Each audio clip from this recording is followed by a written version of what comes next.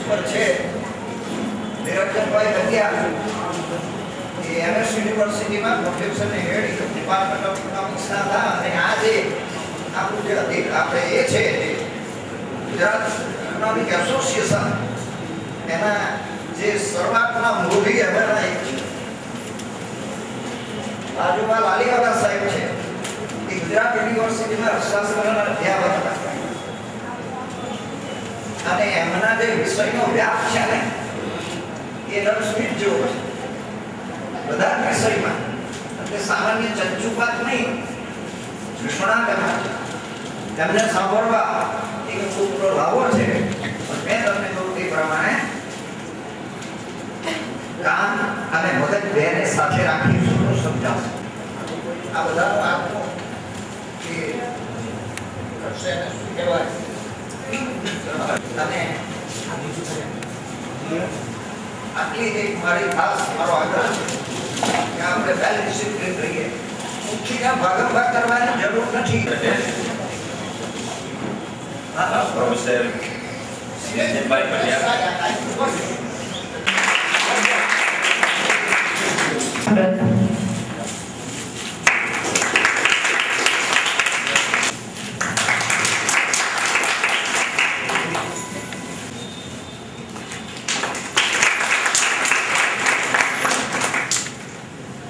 The student of our college will also felicitate.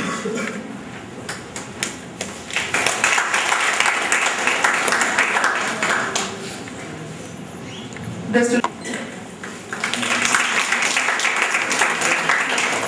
Thank you all. This is a pleasure. Subject chosen is very fascinating, very illuminating, and very exciting. Its canvas is so wide that you can bring everything that you have in economics under it. That we are passing through a time wherein we are in search of a system, effective, efficient, and pragmatic system that can deliver what a society expects it to. Philosophers are dabbling their heads with. We could be the best and ideal system for the society. And we know that capitalism, since its very inception, has passed through different phases. Socialism also has. And the political system that we have, what we call it democracy, that has also undergone many innovations. We have very good speakers, learned scholar, Professor Niranjanbhai Patel, Professor Laliwala, Professor Patel. And I hope that we have got very good discussion in the audience who will participate in the discussion and would make it more fruitful and useful. Now the point is that the speakers would be given, because we have to rationalize there are so many speakers who are present and will present their papers. But I hope that in brief they would represent what they have written and what they have done in their paper. So try to comprehend whatever you have written or what you want to say in brief so that we can give each one a chance to express his view and presentation. So I request first Professor Laliwala to give his talk on capitalism, socialism and democracy. Thank you very much. Professor Niranjanbhai Patel, Professor Jaya, और our dear eminent Professor Niranjanbhai Patel, other faculty members and student friends. Good morning. Now, economics that you study there are 2 points about the economics that you have been studying in the college. One is that when we talk about capitalism, it is only capitalism that you have been studying in the college. It is called neoclassical economics. Adam Smith, the father of, who is considered to be the father of the science of economics, was divided into 2 forms. One was neoclassical economics, and other economics that was developed was by Keynes and by Karl Marx. Now it is said that whatever you study in your entire syllabus, it is trying to clarify the theory and the assumptions of the system of capitalism that prevails nowadays almost in the whole world.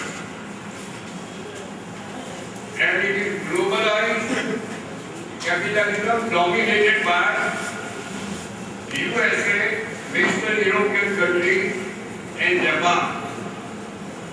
And the countries of Asia, Africa and Latin America are on the periphery. USA and the countries at the center, they lay emphasis on freedom. But real freedom is not possible without equality and the solidarity of mankind. I remember when I used to teach the postgraduate students in economics in Gujarat University, sometimes I used to make a statement that the 90% of economics is silly nonsense. And in order to overcome this silly nonsense, you do not require the brilliance of intellect, but the moral force of character. But at that time, I was struggling that why there is a gap between life and the theory. That the students were not interested in the actual problems that the mankind was facing in their actual life in the society. And they were not seeing any connection between economics and practice. Therefore they used to claim, because economics is one thing, economy is an equivalent thing. That was the impression of the people. It was not at the conscious level, at the unconscious level. But afterwards, I thought that I must go deeper into the study of ancient economics and the Marxian economics. And then I found the root of the problem. Then this neoclassical economics had some assumptions before deriving the conclusion. And we find, because I don't want to discuss that what are the assumptions you already know. And they believe that democracy is not possible without capital. Democratic socialism, in which Jayaprakash Narayan and Ashok Mehta and Dr. Lohiya and others believed in India, is a contradiction. Now I want to say, now in USSR and now in China, the experiment of USSR will say that the experiment failed. Because I believe that Karl Marx never said that you must bring socialism only by force and there are no other alternatives. Socialism is not possible without democracy, and democracy is not possible without socialism. Bertrand Russell, the most leading philosopher of the 20th century, he says that socialism is an ethical, moral tendency. You cannot define it completely by system. System may change. As capitalism has passed through 3 stages. Firstly, in the days of Adam Smith, the production was small scale. There was no concentration, so much concentration and monopolization of capital. So when the Industrial Revolution started, there was terrible exploitation. Now you know well about the joint stock company and the share market. It is pointed out that the shareholders are the owners of the real assets of the company. But the real assets on one side and the shares on the other side, there are two separate markets. And therefore, there is speculation in shares in a short period. Therefore, it creates Mr. Friedman believes that speculation creates stability. For example, in the forward market, or in commodities, in foreign exchange, in share market. But actually it is pointed out that it creates inequality. Because they got separated. Therefore, the character of capitalism changed. Capitalism started from the 16th century. And there are three stages that we must take into account. You cannot study economics without studying politics and sociology and human psychology. Because the decisions of economic policy are taken in politics. In the days of Adam Smith and Ricardo, it was political economy, not economics. Pure economics is no economics. Pure economics cannot understand. Therefore, you have to go deeper into the study. Karl Marx pointed out that there is an alienation. There is fetishism of commodity, there is fetishism of money. You go behind money, behind commodity, and try to understand the reality. You know that in the beginning, it was, the number of human beings was less. But then the slave-owning society started.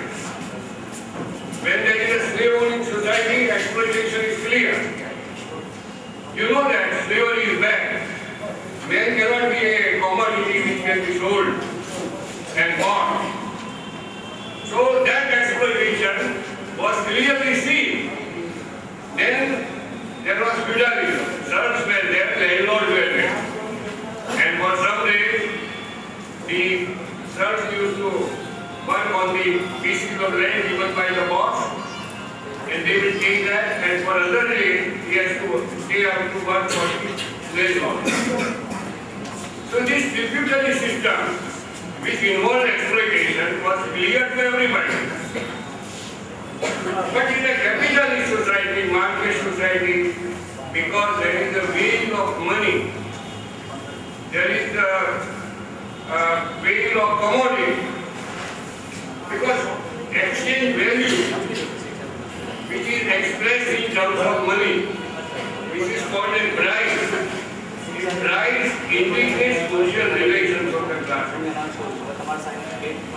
So what you study, supply and demand, quantity of money, then you study. But we forget that behind this price, behind this exchange value, behind these commodities, there are social relations which involve exploitation. It produces more and in the society. But the technology also depends on the economic system. Who decides the technology? Who is at the helm of affairs? It is a capitalist. And if you go against the interest, therefore what happens? That they find out the technology, or they employ the scientists to find out the new technology which require less labor and create unemployment. So the reserve army of labor is created. Therefore the bargaining power, you see auto drivers, auto rickshaw drivers now, when the price of gas is increased, they want increased price. Now, when they want the rent to be increased, the burden is on the people. You see, but then it is very difficult to fight for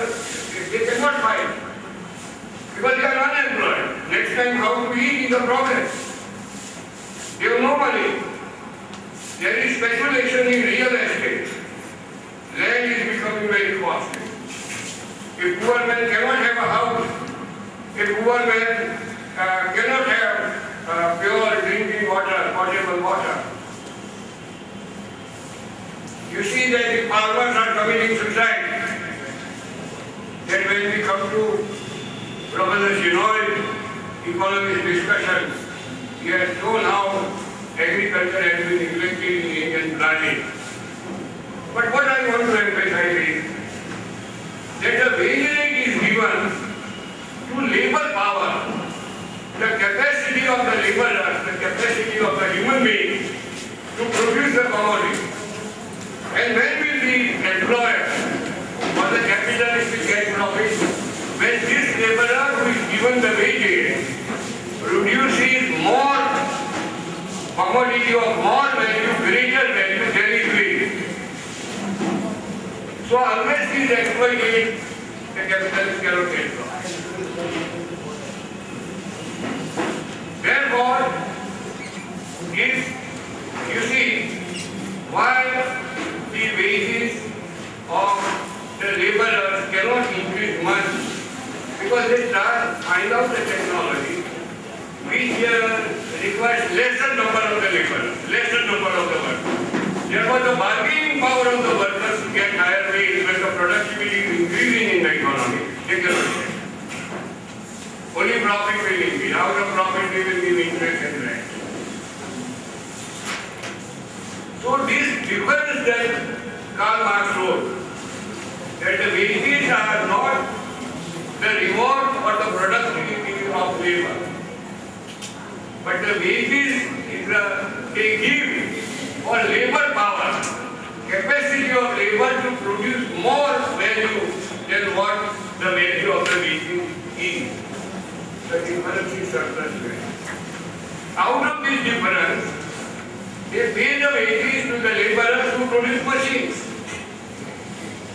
There also they give less wages. Who produces machines? Who produces raw materials? It is labor. So capitalist is not producing. So-called entrepreneur is not producing. There is only one factor, not four factors of production, and it is socially necessary labor. There are not four factors of production that are taught in the college. So this is one thing. Now when there is, you know that there is no perfect and pure competition. There was never perfect and pure competition. Capitalism passed to the second stage from 1880. It started from 16th century. There was some competition which was controlling the vested interest. But then this difference was there between wages and what the laborers were producing. And from 1880, monopoly capitalism started. And now the finance capitalism is there. Karl Marx, now it is worth understanding.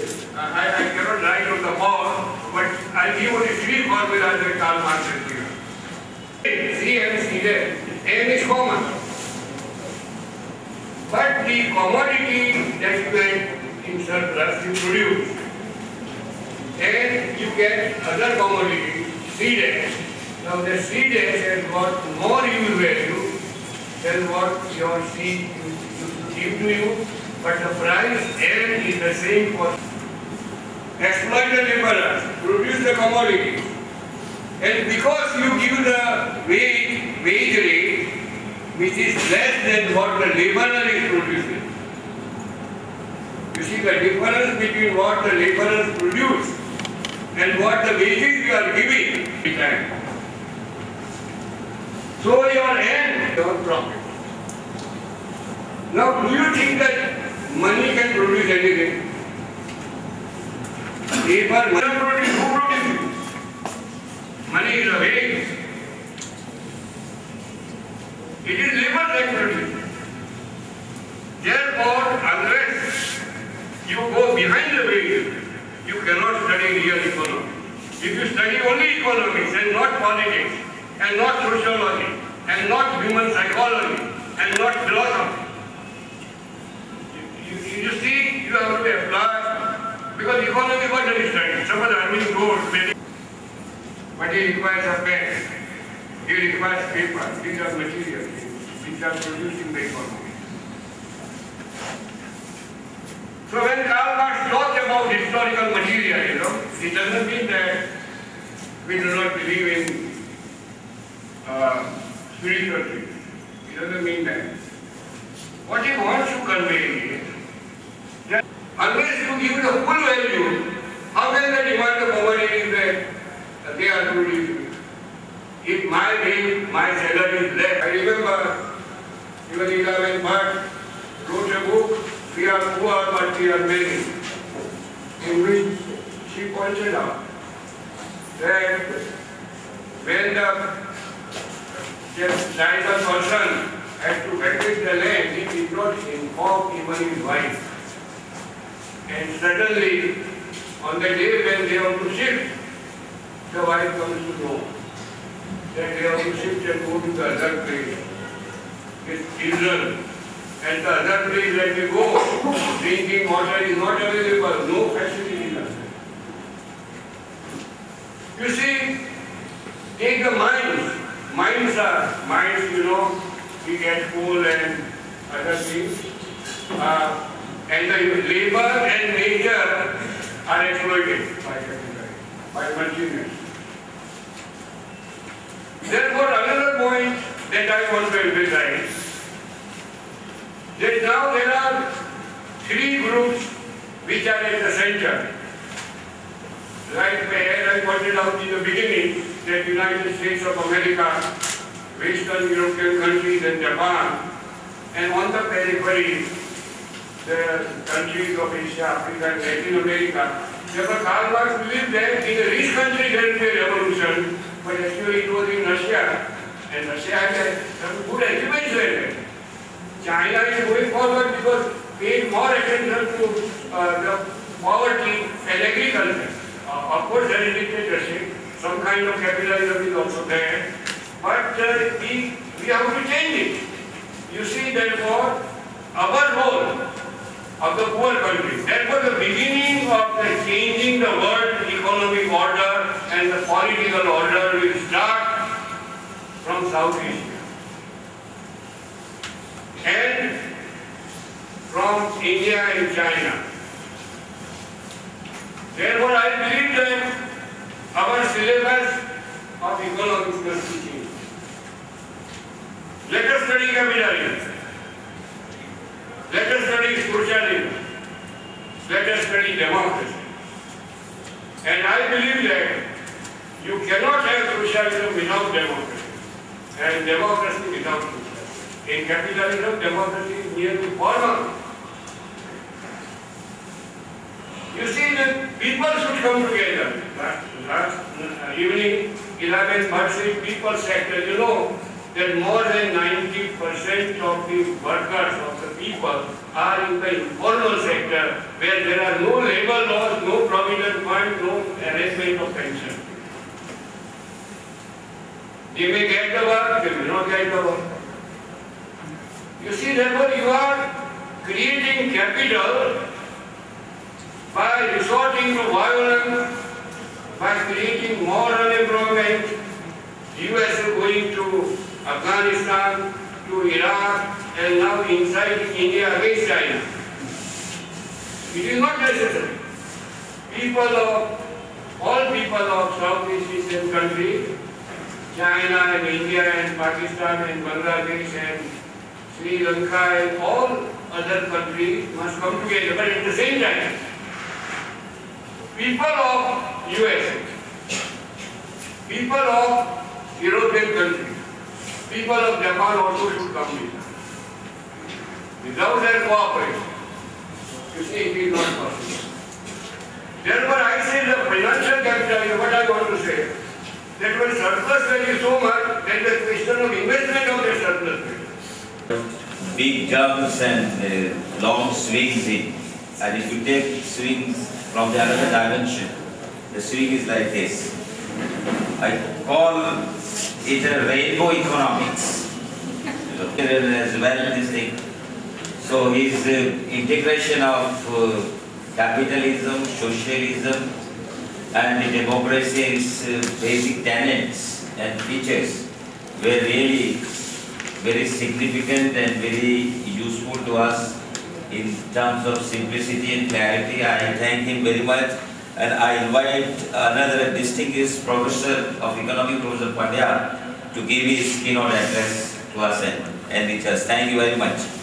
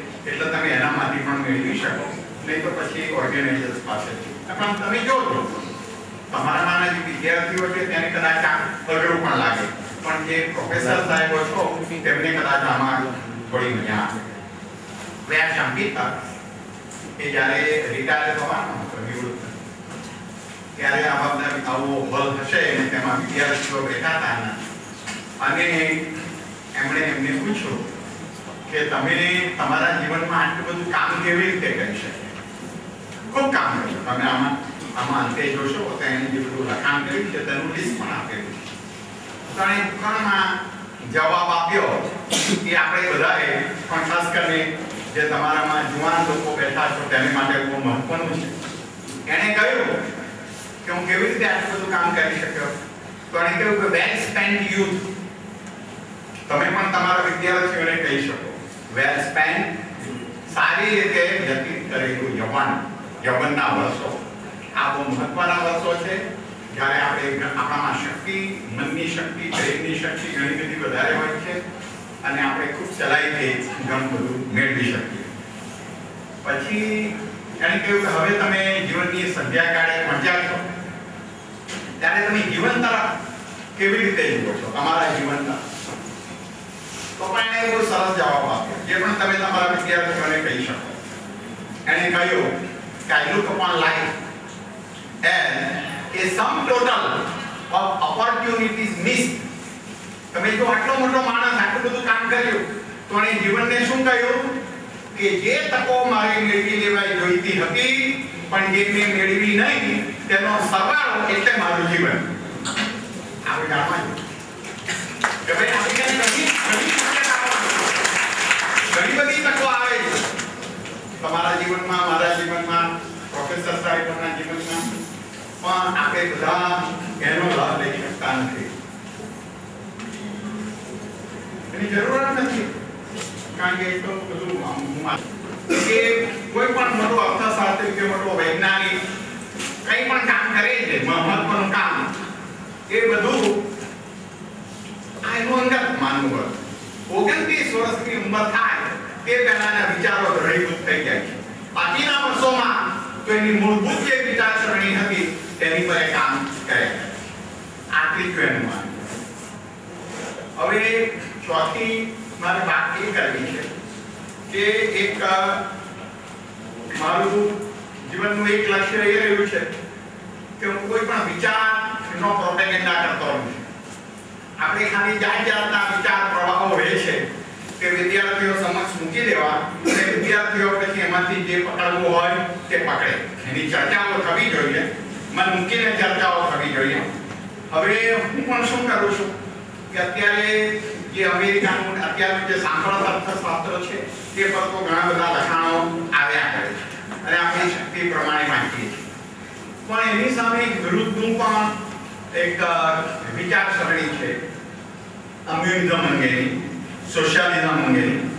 હવે સ્વીઝીએ એક આનો સ્વીઝીની પણ વાત કરવાનો છું. Pole સ્વીઝી નામનો બીજો મોટો અર્થશાસ્ત્રી થઈ ગયો. ઇન્સિડેન્ટલી પોલ સ્વીઝીએ જે પુસ્તક લખ્યું થિયરી ઓફ કેપિટલિસ્ટ ડેવલપમેન્ટ, લાઇબ્રેરીમાંથી જોજો. માર્ક્સ આમ વાંચવાનો અઘરો છે. કાર્લ માર્ક્સ અમને પણ અઘરો પડેલો જ્યારે ભણતા ત્યારે. માર્ક્સ અંગે ઘણું બધું વાંચ્યું પણ માર્ક્સનું લખાણ લાંબુ અને એક વોલ્યુમ વાંચવાનું અઘરું છે. પણ તમારે શરૂઆત એની કરવી હોય તો theory of capitalist development by Paul Sweezy 1942 book, 1942માં પુસ્તક, બહુ વાંચવા જેવું પુસ્તક. એ પોલ સ્વીઝીએ એના જીવનકાળ દરમિયાન એક સરસ જર્નલ ચલાવી, સરસ મંથલી, અને એનું નામ જ મંથલી રિવ્યુ આપ્યું. અને મંથલી રિવ્યુ એ એમઆર તરીકે વિશ્વભરમાં પ્રસિદ્ધ થયું. તમે એમઆર બોલો એટલે મેડિકલ રિપ્રેઝેન્ટેટિવ કોઈ ના સમજે. મંથલી રિવ્યુ એટલે એમઆર બોલે એટલે શું સમજે? Monthly review. અને દુનિયાભરમાં પ્રસિદ્ધ આ જર્નલ થયું. સ્વીઝીનું મૃત્યુ થયા પછી પણ હજુ એ જર્નલ ચાલુ છે અને એમાં સારા આર્ટિકલો આપે છે. કેપિટલિઝમની વિરુદ્ધનું ઘણું બધું લખાણ, પણ સરસ લખાણ એમાં થયા કરે છે. અને આપણા દેશમાં હવે એનાલિટિકલ મંથલી રિવ્યુ તરીકે આવે છે. આમ 280 રૂપિયા મેગેઝિન છે. તમારે જુદા જુદા પ્રવાહો સમજવા હોય તો તમને ઠીક લાગે તો આ પણ કોઈ વાર વાંચો. હવે સ્વીઝી એ તો આ પ્રકારનો લેફ્ટ ઓફ ધ સેન્ટર લેખક હતો. બીજી સરસ વાત તમને કરું, બે વાતો, અને પછી આની વાત હું ટૂંકમાં બતાવીશ. હવે 1948-49 માં હાર્વર્ડ યુનિવર્સિટી, આમાં જ મેં એ વાત વાંચેલી, પણ આજે મારું બધું કામ અસ્તવ્યસ્ત ઘણું હોય છે, એટલે જ્યારે મારે જોઈએ ત્યારે મારે લાગતું મને એકચ્યુઅલી તમારી સમક્ષ વાંચવું હતું, પણ મેં વાંચ્યું છે તે બરાબર મને યાદ છે. 1949 માં હાર્વર્ડ યુનિવર્સિટીમાં એક સરસ સેમિનાર રાખેલો, અને બોલવામાં કોણ? તો કે કેપિટલિઝમ તરફથી શંકિતા, એના જમાનાનો સરસ શ્રેષ્ઠ સ્પીકર્સમાંનો એક કહેવાય એવો શંકિતા. સોશિયલિઝમ તરફથી બોલવા માટે સ્વીઝી, બોલવા માટે સ્વીઝી, અને ડિબેટને મોનિટર કરવા માટે ચેરમેન તરીકે બીજા મહાન અર્થશાસ્ત્રીનું નામ તમે સાંભળ્યું હશે કે વાઝિલી લિયોન્ટિફ. તમે આના કરતા વધારે મોટી ડિબેટની કલ્પના ના કરી શકો. બોલવામાં સ્વીઝી હોય, શંકિતર હોય, વાઝિલી લિયોન્ટિફ બેઠો, અને સાંભળનારાઓમાં મારા તમારા જેવા ઘણા હતા, પણ જેમાંનો એક મહત્વનો માણસ હતો તે પોલ સેમ્યુઅલ્સ. અને સેમ્યુઅલ્સને પોતાની મેમોરીઝમાં આ વસ્તુ લખી છે કે હું આ સાંભળવામાં આવતો, અને બંધ કરી દઉં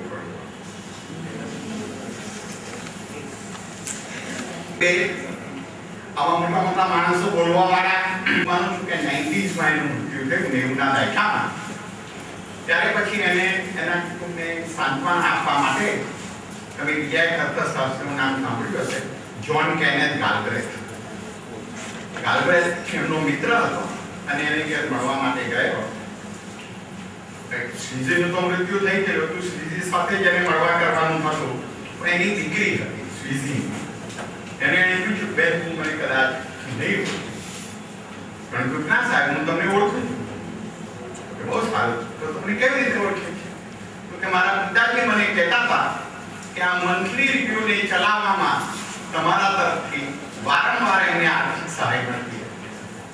હવે જે કે ગાલ્બ્રેથ આમ તમે કહો તો લિબરલ સોશિયાલિસ્ટ કહેવાય એ પ્રકારનો માણસ, આ કમ્યુનિસ્ટ, પણ એ વાળાનું એમને મળવામાં, એકબીજાને મદદ કરવામાં કોઈ જાતનો ખોજ નહીં. આ હું જે કહું છું આપને વારંવાર કે આપણે બધું વાંચવું, વિચારવું, અને એની સાથે એક મુક્ત મન રાખીએ તો આ જાતનું આપણે કરીશું. ઓકે, હવે પુસ્તક છે સોશિયલિઝમ, કેપિટલિઝમ, સોશિયલિઝમ એન્ડ ડેમોક્રેસી, એ પણ 1942 માં લખાયું. અને સ્વીઝીનું પુસ્તક જેનો મેં રેફરન્સ કર્યો, થિયરી ઓફ કેપિટલિસ્ટ ડેવલપમેન્ટ, એ પણ 1942 માં લખાયું.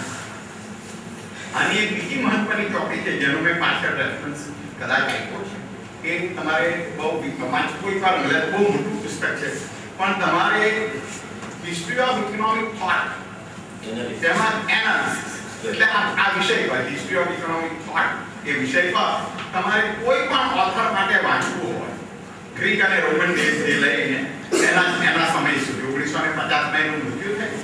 એના મૃત્યુ વખતે પુસ્તક છપાયું નહોતું, એના મૃત્યુ પછી એના પત્નીએ એ પુસ્તક છપાયું, હિસ્ટ્રી ઓફ ઇકોનોમિક એનાલિસિસ.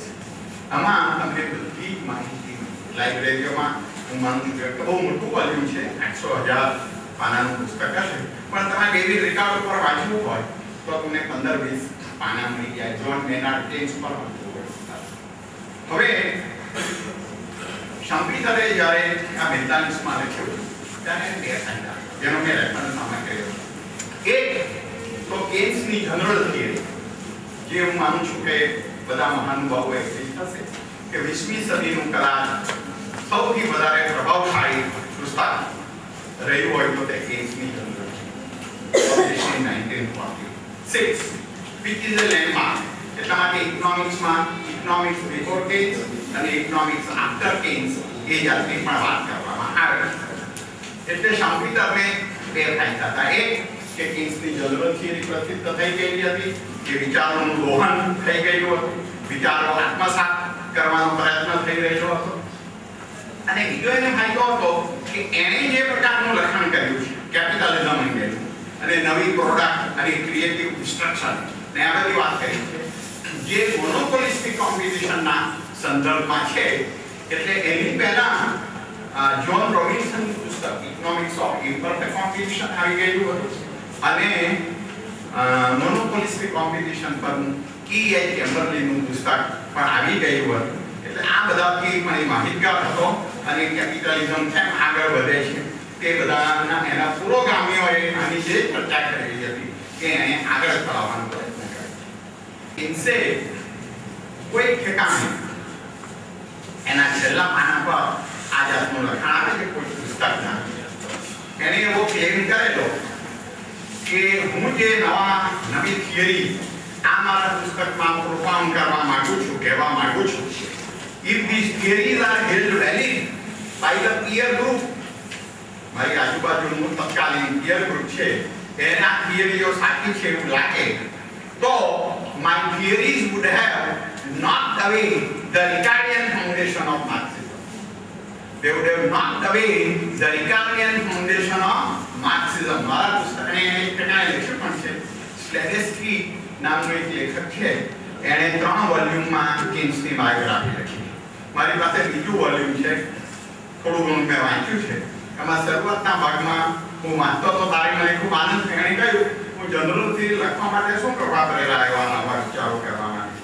આમ તો એને પ્રતિષ્ઠા મેળવવાનું પણ દરેકમાં મને તમને હોય તેમ એને પણ હતું કે હું એવું કાંઈ લખાણ કરું જે કંઈ બધું કરી રહ્યા છે દુનિયાભરમાં એ બધું સાચું છે, સારું છે અને આનાથી ખૂબ ફાયદો થાય.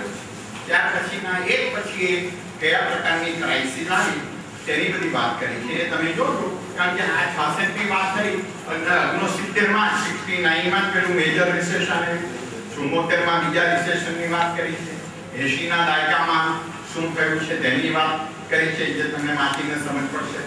અને 1981 થી 2000 સુધી આફ્રિકાની અંદર તો per capita income remained at the same level. આફ્રિકાના ઘણા દેશો ઘણા ગરીબ છે અને આ દેશોમાં એમની માથાદીઠ આવકમાં 20 વર્ષ સુધી કોઈ સુધારો ના થયો.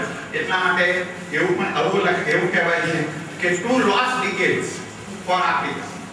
2 lost decades ગયા પાણીમાં ગયા, કારણ કે કશું પ્રાપ્ત કર્યા વગર એ લોકો રહ્યા. હવે અનુસંધાનમાં 2-3 વાતો કરી છે કે હવે શું થઈ ગયું છે આ પ્રકારની ક્રાઇસિસ. હવે અત્યારની ક્રાઇસિસ છે કે કેપિટલિઝમ સામેની મોટી ક્રાઇસિસ. એટલા માટે 2007-2009માં જે મંદી આવી તેને શું નામ આપવામાં આવ્યું છે? એને ગ્રેટ રિસેશન કહેવામાં. Have control over inflation. આ બધાની શરૂઆત 2007 પછી આર્થિક નીતિઓમાં જે પરિવર્તન આવ્યું એ ઊભી કરી છે તે હું તમને 10 મિનિટમાં સમજાવવાનો પ્રયત્ન કરું. 10 મિનિટ થાકી ગયા છે કે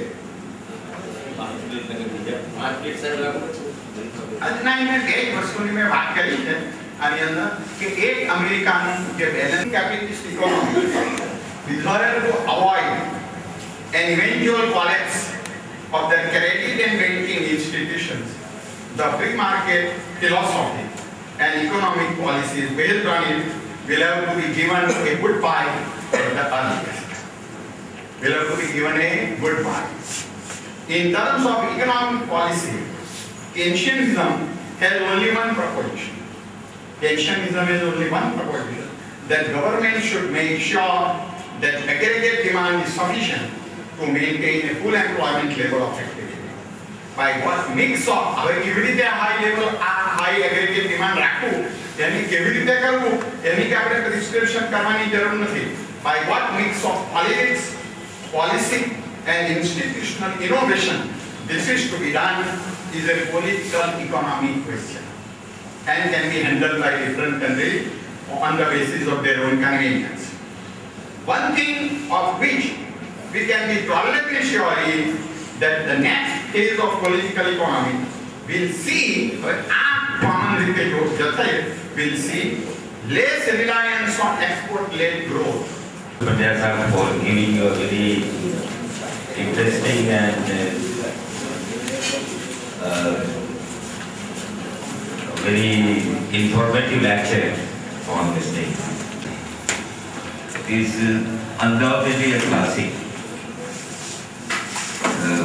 We are very much thankful to Professor Pandya giving us very interesting, enlightened socialist.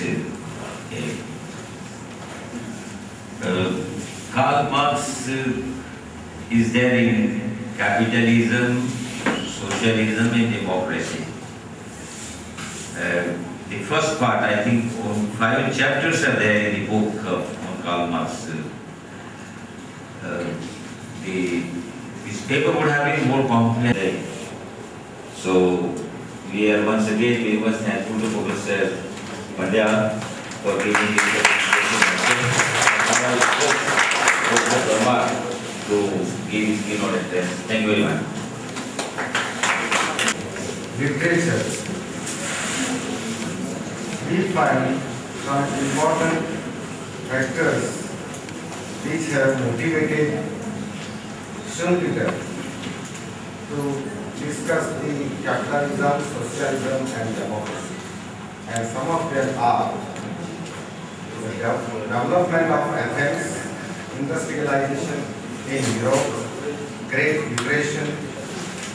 These are some important factors which we should look in when we talk about the subject.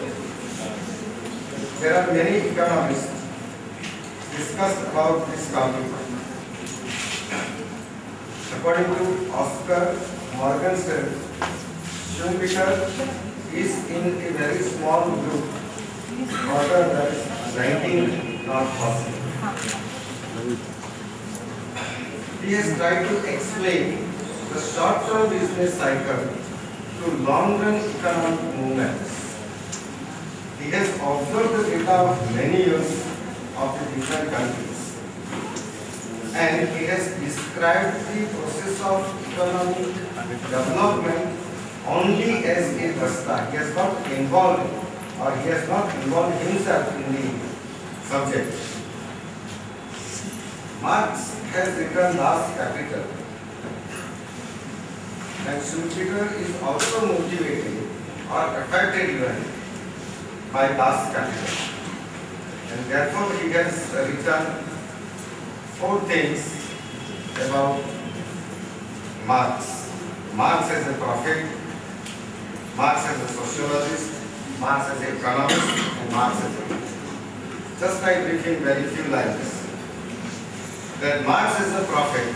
He has made an attempt to prove the inevitability of social goals, in which a chosen section of the people or mankind is needed to be saved. Marx as a sociologist, capitalist came to be capitalist in the first instance by exploiting and rejects, by superior intelligence and energy in working and saving and feudal lords. Economic process will eventually break its own institutional framework and create the conditions for the emergence of another social world.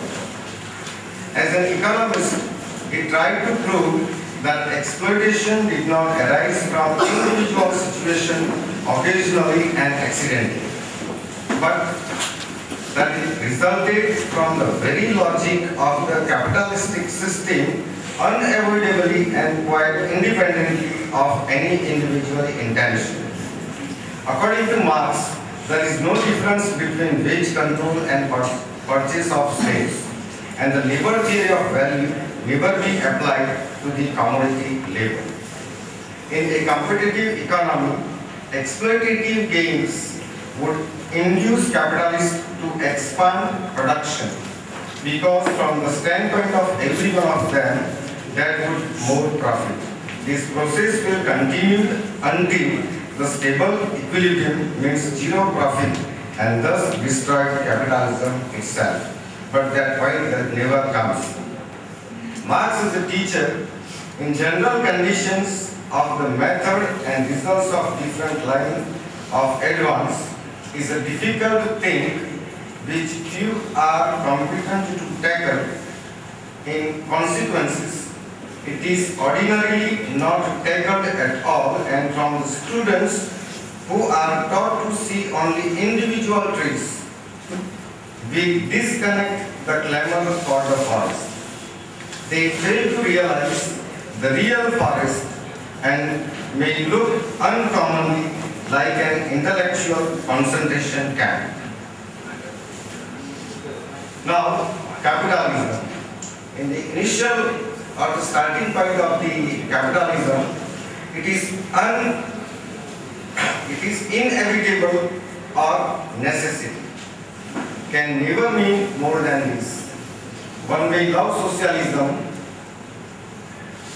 and believe in economic, cultural and ethical superiority, but nevertheless believe in the same time that capitalist society does not harbor any tendency towards self-destruction. He has observed the data of USA economy for many years, and he has given even some statistical information that day person's index of total production was 3.7% and division of manufacturers rate of growth was 4.3% in USA during 1870 to 1930. This means durable equipment of industry was always increasing in relative importance. Output available for consumption cannot have increased at the same rate as total production, and it was 2%. From 1929 to 39, during the period of Great Depression, capitalism had already failed to live up to that standard because of fiscal policy. The structure of pyramid of income has not greatly changed during the period, and there is no such tendency like rich growing richer and poor growing poor.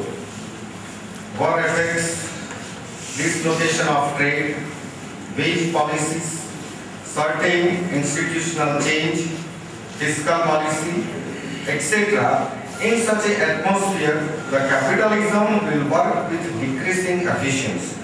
However, unemployment was a serious problem because it was resulting in suffering, degradation, and destructions of human values. In fact, anti-capitalistic policies have created the problem of unemployment. Capitalism faces towards the economic side of life. Prices and penalties are measured in making money and losing money. These promises are strong enough to attract the large majority of supernormal brains and to identify success with business success. Marshall also has said that in the perfect competition, the profit interest of the producer tends to maximize production. That means they will produce as much as they can without running into loss, and this can be shown to be as much as a general socially desirable to produce. The process of creative destructions. The theories of monopolistic and oligopolistic competition and their variants may in two ways made to serve the view that capitalistic reality is unfavorable to maximum performance of production. These fragments themselves were mostly seen correctly. Their formal properties were mostly developed correctly, but no conclusion about capitalistic reality as a whole follow from such fragmentary analysis. The essential point to grasp is that in dealing with the capitalism, we are dealing with an evolutionary process. The fundamental impulse that sets and keeps the capitalistic engine in motion comes from the new consumer goods, new methods of production, transportation, new markets, and new forms of industrial organizations that capitalistic enterprise creates. The economic structure from within instantly destroying the old one, instantly creating a new one. This process of creative destruction is the essential fact of capitalism. One may judge its performance over time as it unfolds through decades or centuries. Any economic or other system that at every given point of time fully utilizes its possibilities to the best and advantage may yet in the long run be inferior to a system. Monopolistic practices. In the process of creative destructions, restrictive practices may do much to study this shift and to alleviate temporary difficulties. Protecting devices which most economists accept as normal element of rational management. New concern, methods and industries do not directly attack, but situations emerge in the process of creative destructions in which many firms may have to perish. Prices are not nearly as easy as they seem because of improvement in the quality of the product. However, rigidity is essential a short-run phenomenon. There are no major instances of long-run rigidity of prices.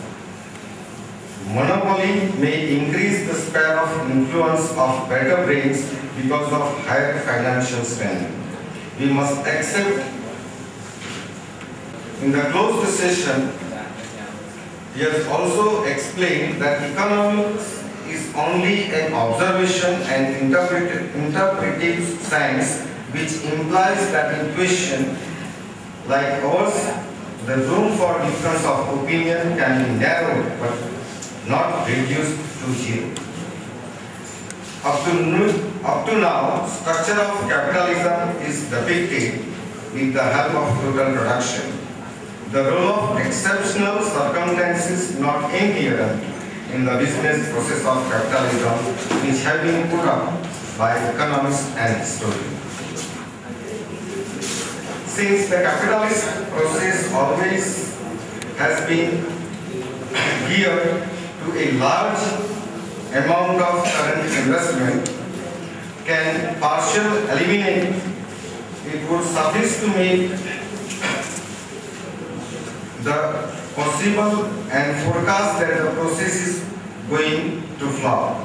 At the same time, capitalist process produces a distribution of political power and a socio-psychological attitude expressing itself in corresponding policies that are hostile to saturation population, new lands, technological possibilities, and the circumstances that many investment opportunities belong to the sphere of public rather than the private investment. Deficit spending, future investments, and the accident expansion of output will to a greater or a lesser extent be financed and managed by public rather than private agencies. Unless it be held in addition that public financing will improve itself because private business would not be able to face the deficit to be expected in the nature from any investment. The civilization of capitalism. Firstly, capitalism has developed and quantified the economic sector, and rationalizing means tool and philosophies. Secondly, creating social space for new class that stood upon individual achievement in the economic field. It in turn attracted to the field the strong wills and strong intellectuals. Also grow most of the best brains and thus generate further success. All the finished products are the product of capitalism. Medicine, hospital, even modern education is also a byproduct of capitalism. Even the development of capitalist art and style of life have developed the other branches. The initiated the term individual democracy would do just well better in fact. Economic and social move by their own momentum